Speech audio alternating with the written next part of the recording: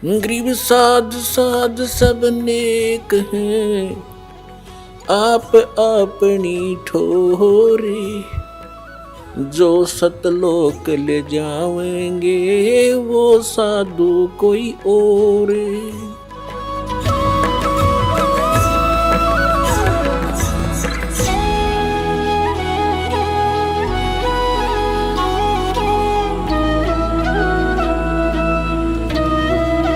अब क्या बताते हैं कि नर नारायण देह पाकर तो फिर 84 जाही,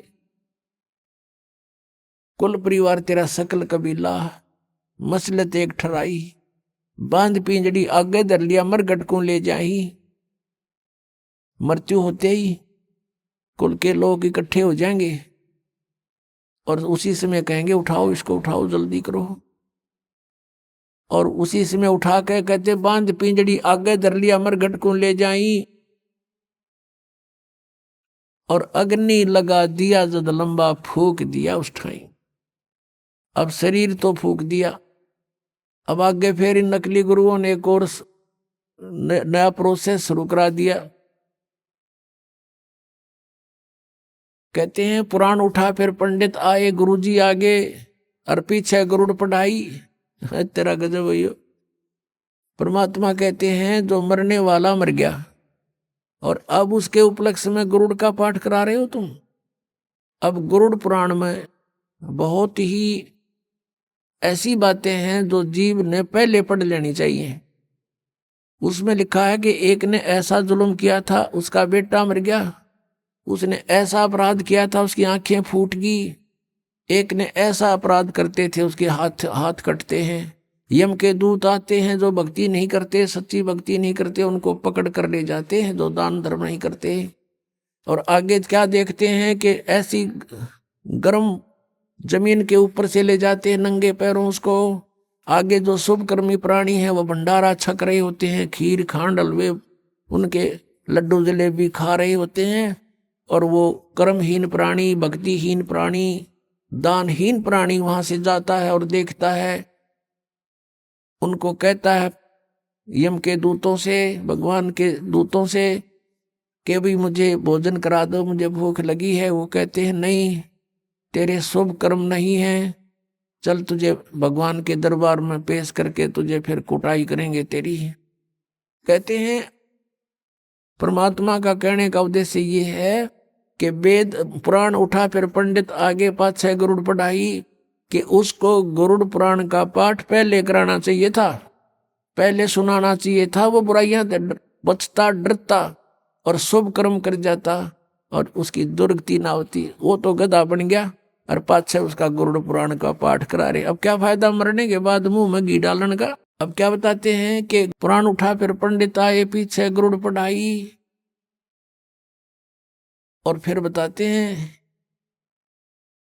नर से तीतु पशुआ की जय, गद्दा बैल बुनाई। ये 56 भोग कहा मन भोरे की तो कुरडी चरने जाई। पुणात्मा परमात्मा ने हमें बताया है, वह सच्चाई है कि कबीर ये माया अटपटी और सब गट आण अड़ी, वह किस किस ने समझाऊं या कुएं भांग पड़ी। हमने इस काल के नकली इस सुख की भांग पी रखी है इस कुएं में, काल के कुएं में। और सबके एक जैसी ही बुद्धि होगी। जैसे शराब पिए हुए व्यक्ति या भांग पिए हुए व्यक्ति आपने चाहे 100 मिल जावे रास्ते में, उनकी एक जैसी भाषा होती है, एक जैसी चाल होती है।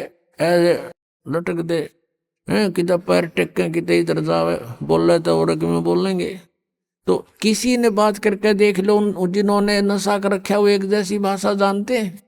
तो हम सभी को इस काल ने भांग प्या रखी है झूठे सुख की, और सभी हम इसी में इतने मस्त हो रहे हैं। और यहां परमात्मा याद दिलाते हैं जिसकी भांग उतर जाएगी। एक व्यक्ति शराब पिए पड़ा था और ऐसी गंदे स्थान पर गिरा हुआ था। फिर उसको उठाकर लाए घर वाले और सुबह फिर नहा धोकर वो गया ना, उसका छोटा लड़का बताता है साथ में, पापा शाम ना आप यहाँ पड़े थे। वो कहता मैं यहाँ था, यहाँ पड़ा थे तुम। बता, शराबी ने बेटा ने कहा पापा रात को आप यहाँ पड़े थे, और फिर उन्होंने कहा तेरा गजब वही है, इधर बहुत बुढ़ी जगह है। अब जब पड़ा था उन्हें टिट्टी पाक रहा था, जब उसको इस बात का पता नहीं था तो इसी गंदे स्थान पर पड़ा है। तो हम आज जिस स्थान में रह रहे हैं ये ऐसी सतिथि में रख रखे हमारे को, और जब यह भांग उतरेगी आपकी, आपका ताला बेली लाग जाएगी, अंतःकरण में उचाटी पैदा हो जाएगी। अब क्या है, इस काल ने तो हमारे को बुरी तरह फंसा रखा। पुण्यात्मा सचकर मान लेना, पहले तो दुख में पीड़ रखा, अब परमात्मा के दरबार में आओगे आपको सुख होगा, और सुख में फिर आपने सोचोगे ठीक काम चल रहा है, अरे थोड़े दिन में फिर भूल पड़ने लग जाएगी। तो इसके लिए परमात्मा कहते हैं सुख के माथे पत्थर पड़ो, नाम हृदय से जावे, बलिहारी उस दुख के जो पल पल नाम रटावे।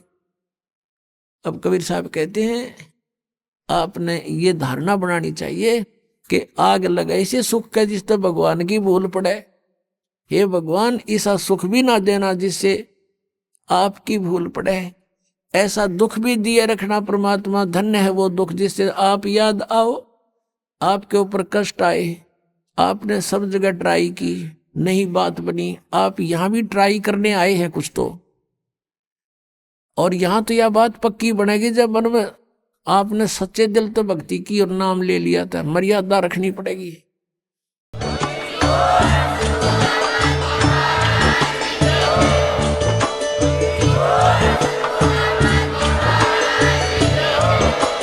आप सुन रहे थे जगत गुरु तत्वदर्शी संत रामपाल जी महाराज जी के मंगल प्रवचन। अधिक जानकारी के लिए विजिट कीजिए हमारी वेबसाइट www.jagatgururampalji.org। संत रामपाल जी महाराज जी के शुभ आशीर्वाद से पूरे विश्व भर में 500 से भी ज्यादा नाम दीक्षा केंद्र हैं, जिन पर संत रामपाल जी महाराज जी द्वारा ऑनलाइन निशुल्क नाम दीक्षा दी जा रही है। अपने नजदीकी नाम दीक्षा केंद्र का पता करने के लिए संपर्क करें 8222880541।